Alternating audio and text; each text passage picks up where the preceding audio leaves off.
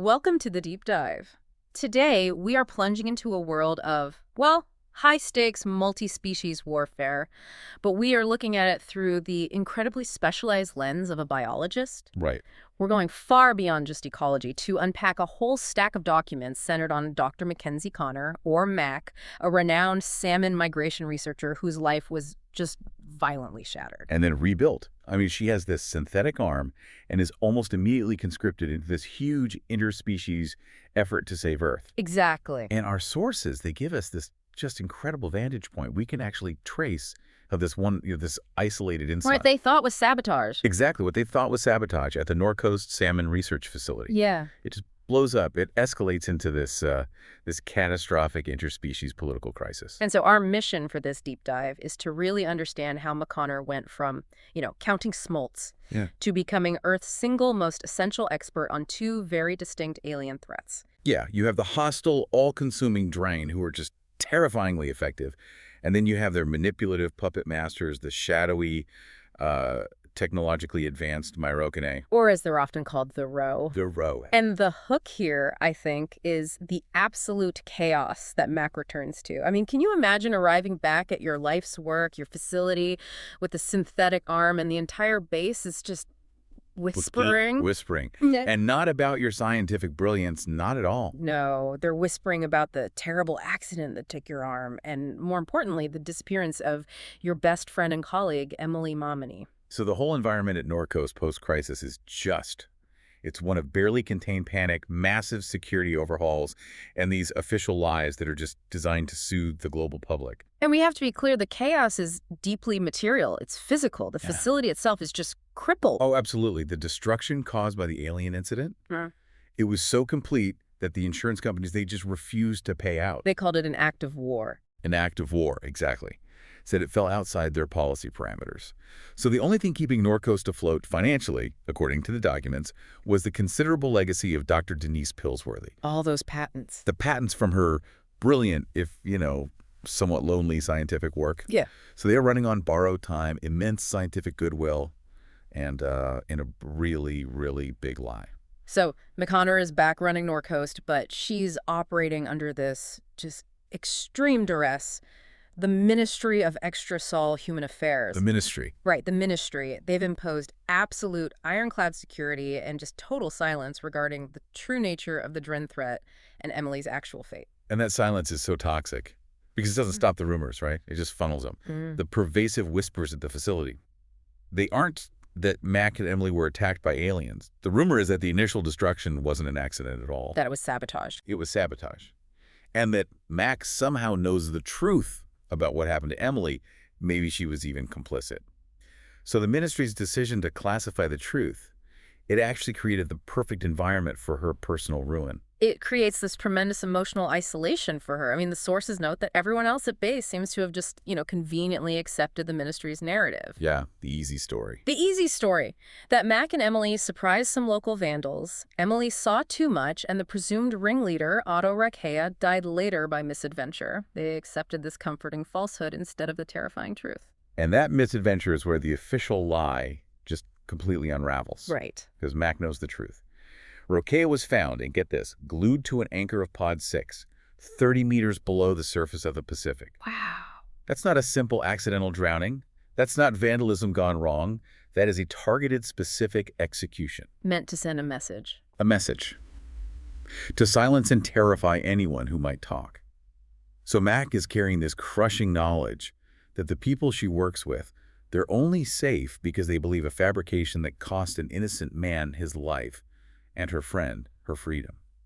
And this whole pretense of normalcy is just immediately disrupted by infiltration. Yeah, the ministry is not subtle. Not at all.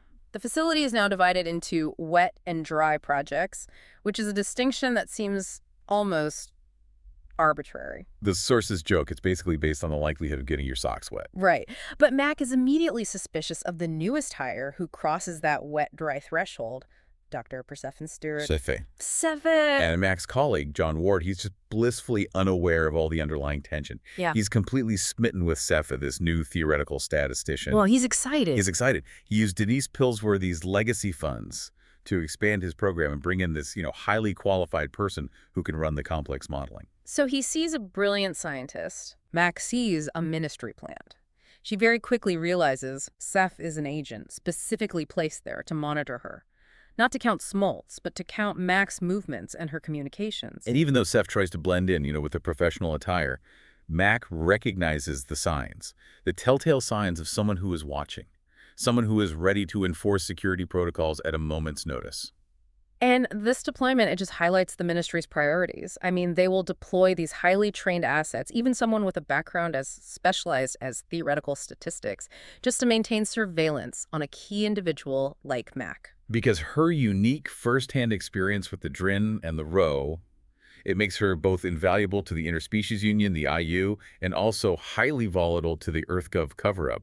The stakes here aren't just Mac's compliance. No, it's about keeping global panic contained. Exactly. And speaking of volatility and unwanted oversight, enter Charles Mudge III. Oh, the arrival of Mudge is just fantastic bureaucratic drama. He arrives furious and absolutely dripping red, having been blocked from contacting Mac for months, despite, repeated personal visits.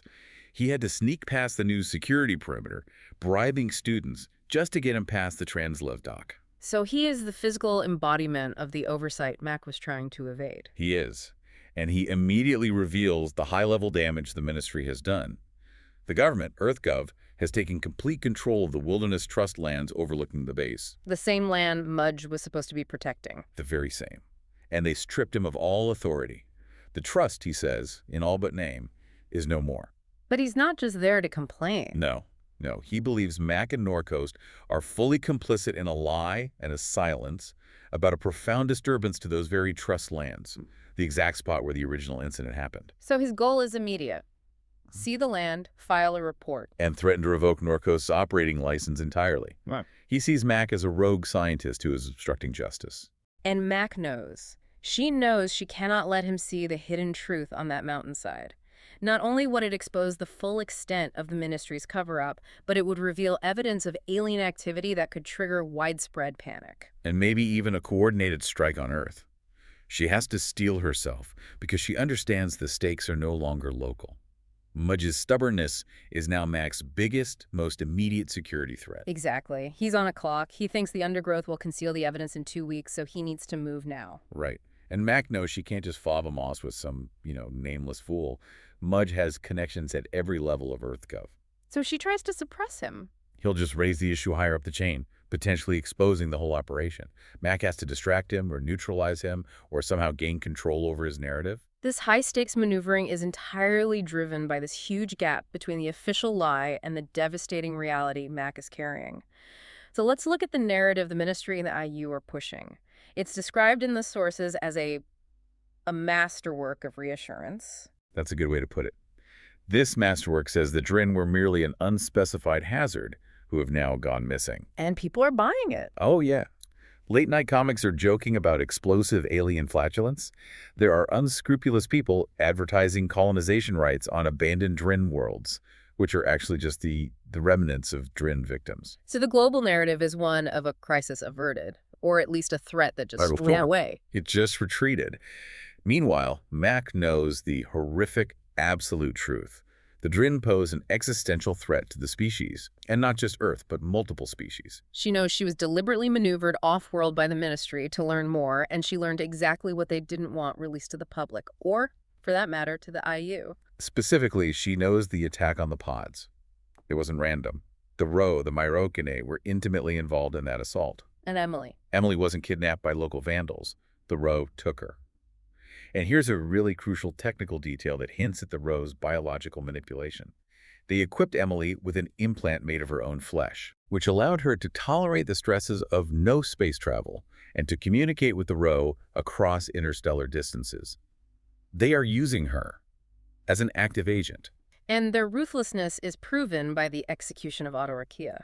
We talked about that glued to an anchor incident, but why execute him so publicly but disguise it as a misadventure? It's a message.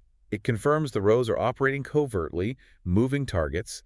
They want the ministry to believe it's just some simple gang rivalry gone wrong. To deflect suspicion from themselves. Exactly. It's biological and political warfare all at once. And this tension, it finally comes to a head in the conflict between Mac and Sephir. Right. Mac, just tired of the surveillance, confronts the ministry agent about this unexplained dive and skim ban that has completely crippled her research activities. And Mac, she's trying to argue strategy with the agent. She argues that Mudge, being so well connected, can't just be stonewalled. The best way to deal with him is to let him file his own report, even if it's based on limited information. Because trying to silence him completely will only make him more determined. Yeah. And more dangerous. But Cepha doesn't care about EarthGov connections. She operates under IU classification protocols. Right. She defends the policy, emphasizing they have to think in terms of multiple species, not just Earth. The news is classified because the Drin crisis involves the interspecies union, and, frankly, Earth is considered a secondary theater in a much larger, multi-galactic conflict. She does try to soften the blow a little bit. She offers a minor breach of protocol by admitting that Nikolai Pyotr Trzenaski, Nick, Mac's former ministry liaison, checks on Mac often, a clear signal of his continued interest and concern. But she immediately follows it with this stark warning that Nick can be a ruthless bastard, basically saying, don't mistake his concern for kindness. And Mac, ever the professional, just refuses to engage. She won't take the bait on the personal gossip, keeps her focus entirely on the immediate security threat Mudge poses. She has her own plan to solve the Mudge problem, one that involves leveraging the bureaucratic constraints they all operate under. And the stakes immediately jump when she executes this plan. She uses her notoriously finicky anti-grav unit, her Lev to smuggle Mudge out to the trust lands. And the sources describe this Lev as just wheezing and gasping, barely making it up the slope. It's a hugely risky maneuver. Relying on unreliable tech to evade interstellar agents, was risking the entire operation with that finicky Lev worth it just to appease this one bureaucratic oversight guy? Well, she couldn't trust Cepha's protocols. She knew Mudge was a known quantity with a verifiable history, whereas the ministry's entire operation was built on layers of deceit. She chose the risk of exposure over the risk of being permanently sidelined. And when they get there, the true nature of the enemy is immediately apparent. Mudge's recorder fails. Instantly. Interference with power supplies, whether broadcast or stored. That is the classic, subtle signature tactic of the Row. And Mac is immediately terrified, realizing the Row, or maybe even Dryan, must be close enough to interfere, yet they're still invisible. When she gets back, Cepha confirms the logic of the travel ban and the surveillance. She's Furious. The ministry sensors had detected Row activity, and the Row actually launched from the area Mac just visited.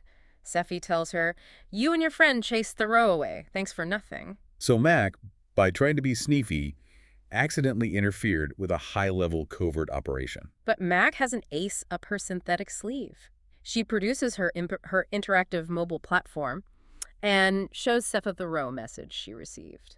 Glyphs scrolling across the screen, culminating in an image of Emily Mamani. Alive! Unequivocally alive! Mac had hoped this evidence would finally break through the ministry's wall of silence. Instead, Cepha immediately touches her own imp to Mac's and wirelessly wipes the message clean, citing security protocols and IU classification. That's not just security. That is actively suppressing evidence about a missing colleague. How can Mac possibly trust them after that? She can't. She's rightfully outraged, realizing she is viewed as a dangerous, if necessary, asset, but definitely not a partner. It's at this moment that Mac forces the issue. She demands to see the data from the Ascendies incident.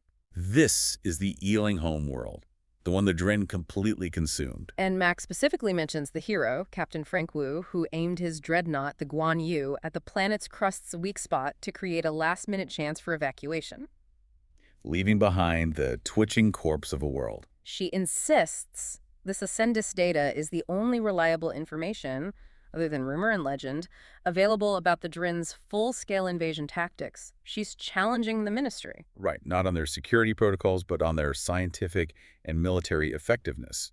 She knows this data confirms the scale of the threat and the Drin's unique apocalyptic attack vectors. She is forcing the ministry to acknowledge the scientific relevance of her experience, even if they view her knowledge as potentially tainted, because she converses in the Drin language in her sleep. As if the tension between alien infiltration and ministry espionage wasn't enough, nature intervenes with catastrophic force. Right.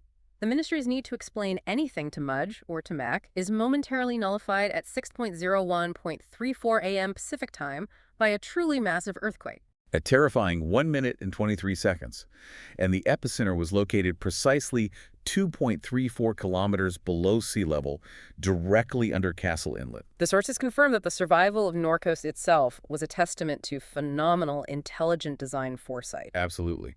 The facility's floating pods were designed like bathtubs with paddles, which allowed them to just bob resiliently like corks in the resulting tsunami. But the most critical detail is the emergency response. The instant the sensors detected the tsunami threat, emergency measures activated.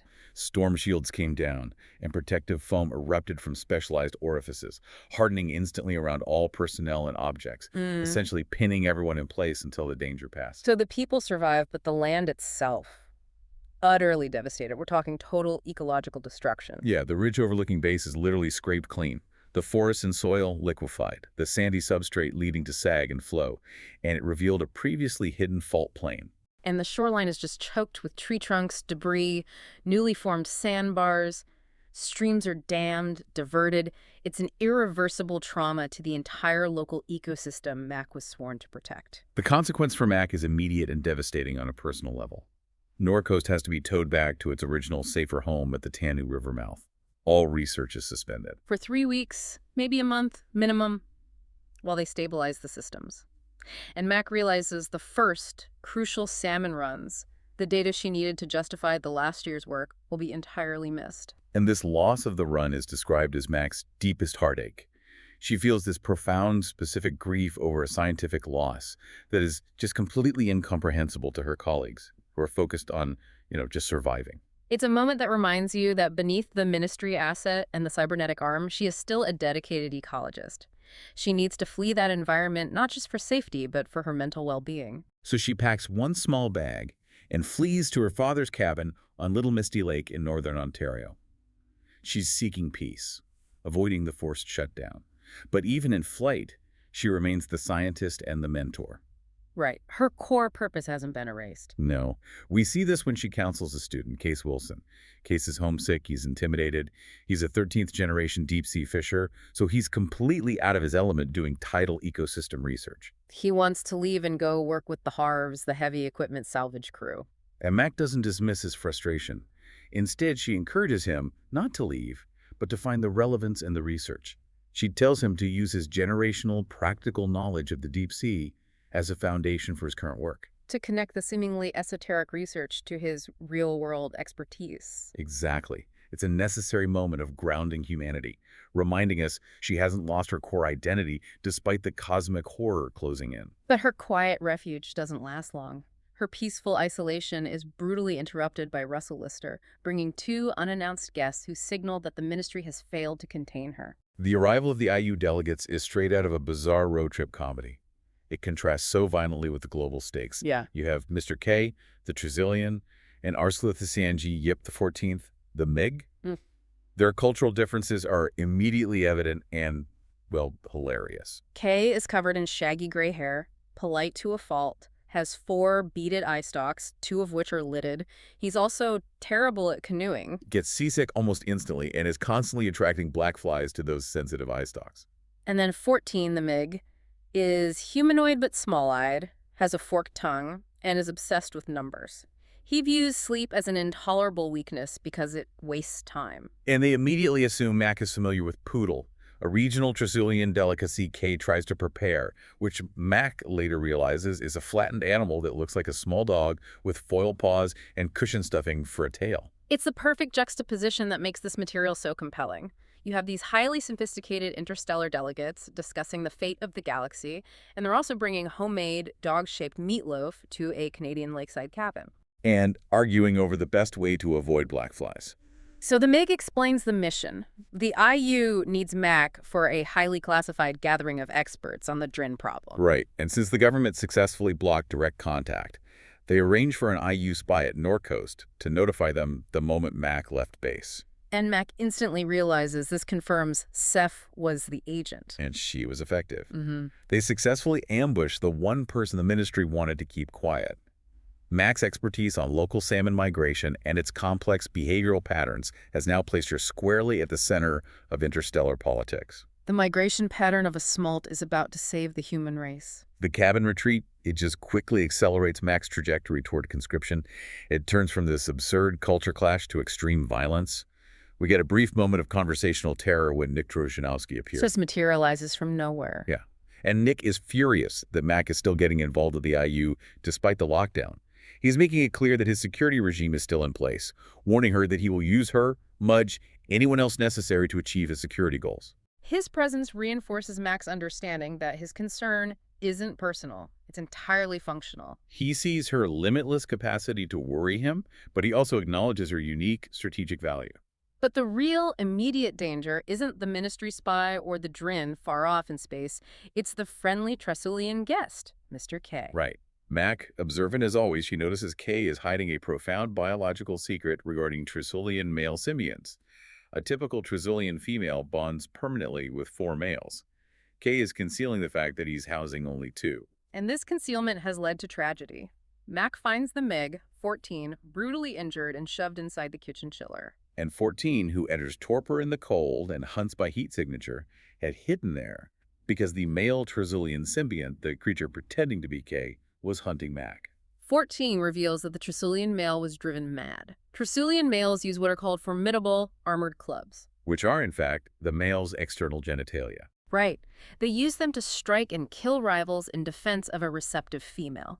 The mad symbiont was identifying Mac as a receptive female and was hunting her by heat signature, using its weaponized biological structure. It's a truly visceral horror. I mean, Mac the biologist is now dealing with a rogue, insane, alien reproductive organ that is trying to kill her. The stakes have become utterly surreal. But before Mac can be attacked, Charles Mudge III returns. Mudge, who insisted on staying in the area and wasn't entirely convinced by the earthquake story, tracked her down. He arrives in a ministry transport, likely having argued or bribed his way onto it. He storms into the cabin, and seeing Mac cornered and in danger, he doesn't hesitate. He is the unexpected hero. Yeah. Mudge, the bureaucratic oversight representative who hates Mac and her facility, beats the rogue Tresulian male symbiont to death with a paddle, splattering Mac with pale green blood. Mudge, fulfilling his sense of duty to protect Norcoast and its assets, even if he despises the administrator, becomes Mac's essential shield. It's over. Mac is immediately conscripted and flown off-world for the gathering, accompanied by Mudge, who insisted on staying. We learn Mudge argued his way onto the transport, assisted by someone at the consulate who recognized him and wanted his bureaucratic authority present at the IU's highly secret meeting. They land in New Zealand, in the middle of fall, not spring, a disorientation Mac immediately notes, and she receives specialized care for her head wound and concussion. They're housed in these plush IU consulate quarters, floors of sand, jelly chairs that reform to your body, and a bizarre central holographic fish tank table. A reminder that Mac is far from the rugged coast of British Columbia, but no less in danger. And the environment in New Zealand is intensely alien and clandestine. The IU gathering is highly secret, hidden within the consulate. The host is Anshin, the Sinzira. A tall alien with flashing wings who speaks with multiple minds as one and exhibits this immense, unsettling curiosity about Mac's personal experiences. The gravity of this situation is confirmed by the presence of Tresulian and Cinder. Cinder explains to Mac the devastating loss of Tresul primus and her species' severe reduction in males. Right. She confirms Mac's earlier attempt to suggest redistributing surviving males was impossible because the bond is permanent. Removing a male's body part makes him impotent, a deviance in their culture. And Mac's deep-seated biological understanding lets her connect with Cinder's profound collective grief. Meanwhile, Mudge is trying to navigate this high-level crisis management. He's wearing a borrowed Cinzi nightgown, realizes he is under soft arrest, but he refuses to leave. He uses his experience to suspect, correctly, that this is a high-stakes, secret meeting where the IU is coercing Drine experts, a suspicion Mac knows is completely true. Then Mac gets a vital logistical delivery. She receives her things from Norcoast. And the documents stress the extreme thoroughness of the ministry. Every single item from her office and lab was packed by Sing Li and the ministry's logistics team. They took everything that wasn't attached. Even the end support of Mac's desk, bundling it into bags that once made Mac think she was looking at a Cinzi nursery. It shows the ministry viewed her assets as essential, down to the last paperclip. Critically, Mac gains a loyal and very useful ally. 14, the MiG. He pledges Mac his allegiance, flesh, mind, and spirit, which is an immense commitment in MiG culture, though he jokes it's only because he hasn't had an offspring yet and hopes to avoid it. 14's numerical obsession makes him an incredible asset. He provides Mac with a customized imp loaded with consulate schematics, delegate lists, 423 beings. Including specific notes about Nurban translators whose mouth parts can't handle Instella, the interspecies language. And perhaps most importantly, a detailed warning about which external alien genitalia to watch out for. 14 is the perfect field intelligence officer. They attend the greeting arena, a strange mix of manicured gardens, bubble structures for non-oxy breathers, fountains for aquatics, and a specialized food area. And the tension is palpable, underlined by the archaeologists who just glare at Mac, still holding her responsible for exposing the Drin's existence near their chasm excavation sites. Then Anjin, the Sinzira, drops the ultimate bombshell. They have a Drin captive in the basement. Param ne Salas, an Aromisa, a Grin leader warrior. He's being held in a soundproof cell that once housed the consulate's incinerator room. Mac is taken to the cell and finds Param in a profound state of self-inflicted misery, having attacked the furniture in a fit of Grathnu. Which is the Drin term for a noble or violent act of self-expression. We're talking about extreme emotional release. His wrists are bleeding from severe self-inflicted wounds. The Drin, who are supposed to be these terrifying, monolithic predators, are displaying deep internal suffering. And this is where Mac's unique cultural understanding saves the day. She's the only human who knows the Drin language, the Umbling tongue, which she speaks unconsciously in her sleep. She confronts Param, addressing him by his full honored name, Paramin Ne Salas, and earns his cooperation by forcing him to acknowledge his position. Right. She appeals to his pride, demanding he serve his progenitor and act with dignity as an Eromisa, a leader warrior, even among the not Drin of the IU. She basically shames him into accepting medical care. This negotiation just highlights Mac's singular value. She can bridge the cultural and linguistic gap that separates the Drin from the panicked IU delegates. She secures access to the one being who may hold the truth about the Drin motivation. Not the tactical weakness, but the existential why. With Param cooperating, Mac shifts immediately into high-level research. She forms the Origins team, assembling Mudge for his logistical mind, the hostile human archaeologist Lyle and Enselar. A xenopaleocologist Mig with 6 offspring clinging to her. Right, and climatologists Tu and Kirby. Lyle and the archaeologists are just focused on the immediate, tangible threat, the Drin attacking the worlds they are excavating in the chasm. They see the Drin as purely destructive. But Mac quickly refocuses the team with her bottle theory. And this theory is Mac applying her details expertise on salmon migration directly to interstellar warfare. It is the single most important conceptual leap in the entire crisis. She uses the analogy of the Tanu River mouth, a narrow opening where all migrating salmon must pass.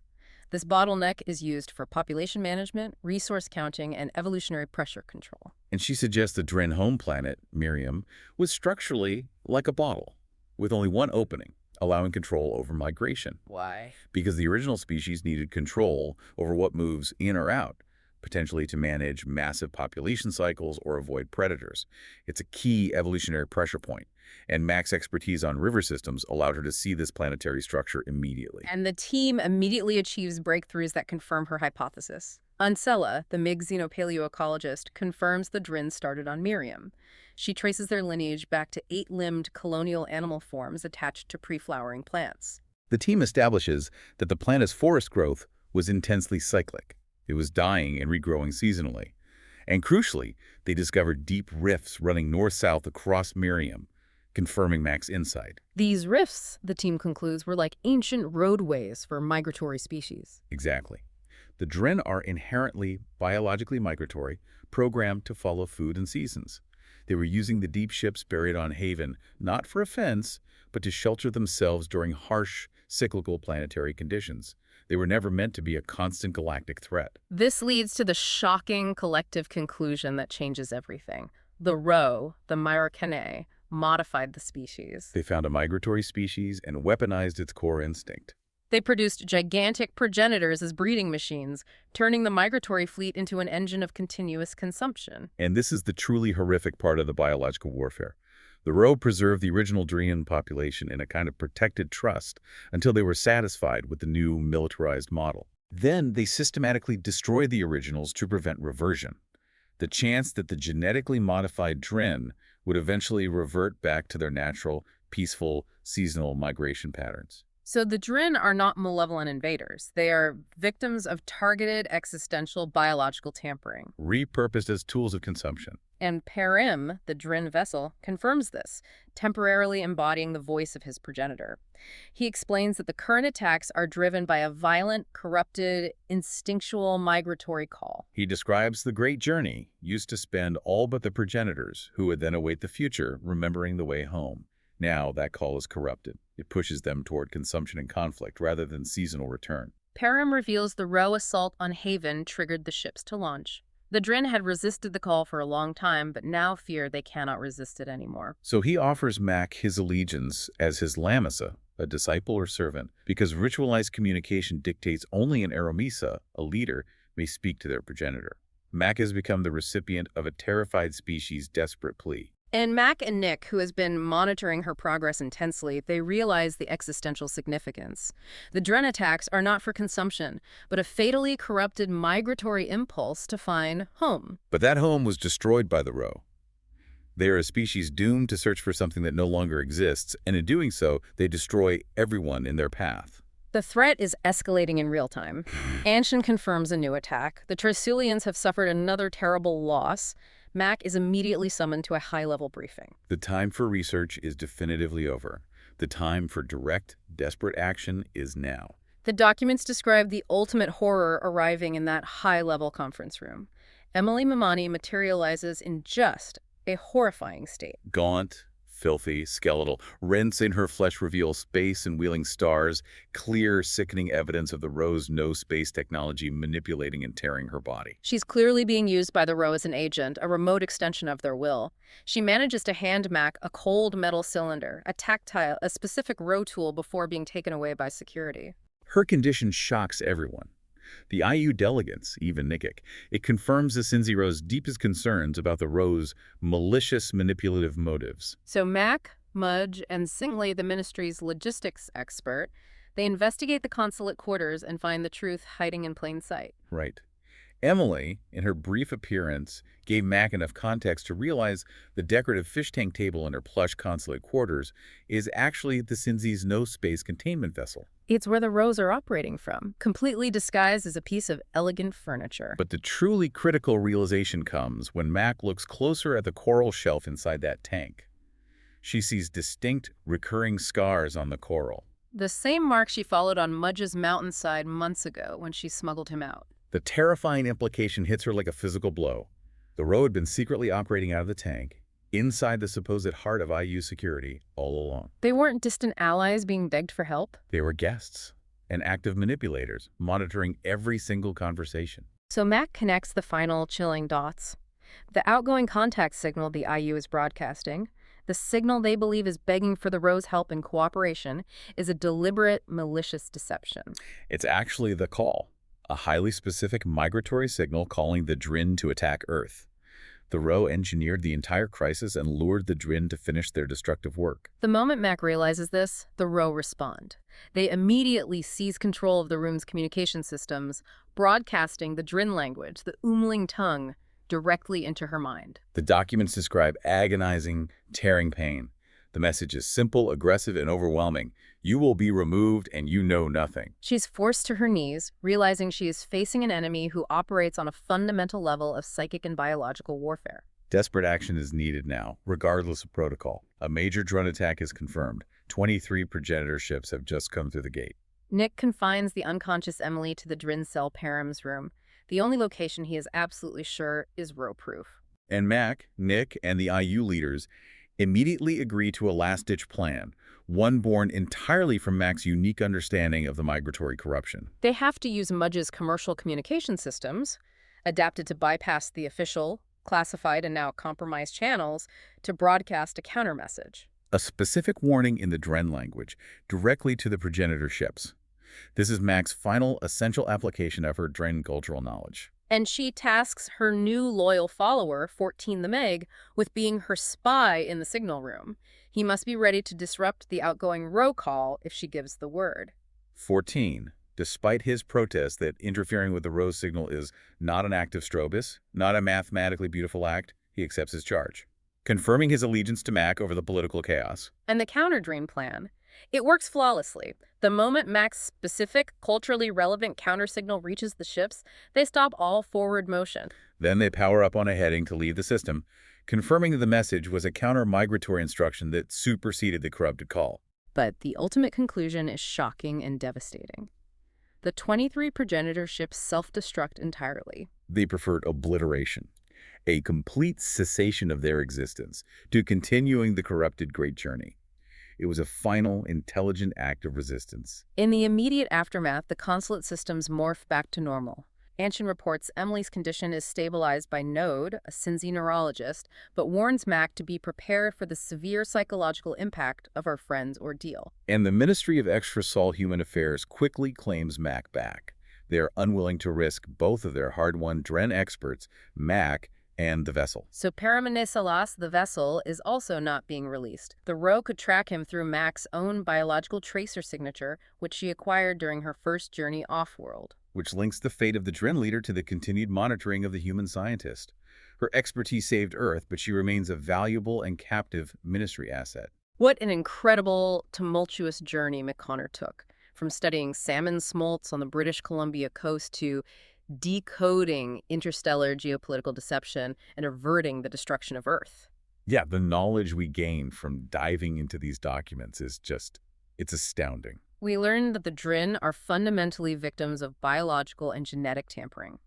They're operating on a corrupted migratory drive, the call, that pushed them towards suicidal destruction rather than successful consumption. They were never truly invaders in the sense we understood them. And the true menace wasn't the ravenous Drin, but the technologically sophisticated Myrockine, the Roe, who were using the Drin as disposable tools for consumption and expansion. Executing their deception while operating secretly out of the IU consulate itself, having disguised their no-space containment vessel as a decorative, elegant fish tank table. And McConnor's localized research proved to be the absolute key to interstellar war.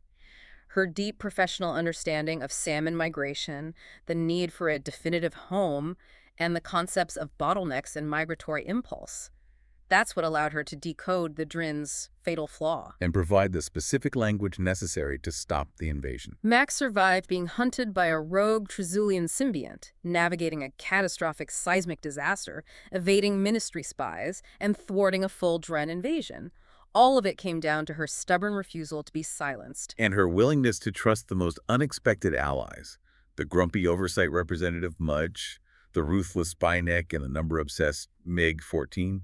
She relied on relationships, not just data. Which leaves us with a final provocative thought for you, the listener, that goes far beyond biology or politics. The 23 Drin ships self-destructed to stop the corrupted Great Journey, an action that required coordination and intelligent realization that their core instinct had been poisoned. If their original, powerful existential instinct was to find home, and that home planet, Miriam, was destroyed by the Redoire, what happens to an entire species when their core drive is permanently erased? Was the obliteration of those ships a sign of absolute despair, acknowledging the search was impossible? Or was it the last, terrible act of resistance by a species refusing to be used as tools, choosing final sovereignty over forced, corrupted existence? And how many other species in the interspecies union are currently operating on an instinct that has been similarly modified or erased? Something profound to chew on as you start your own journey today. Thanks for diving deep with us.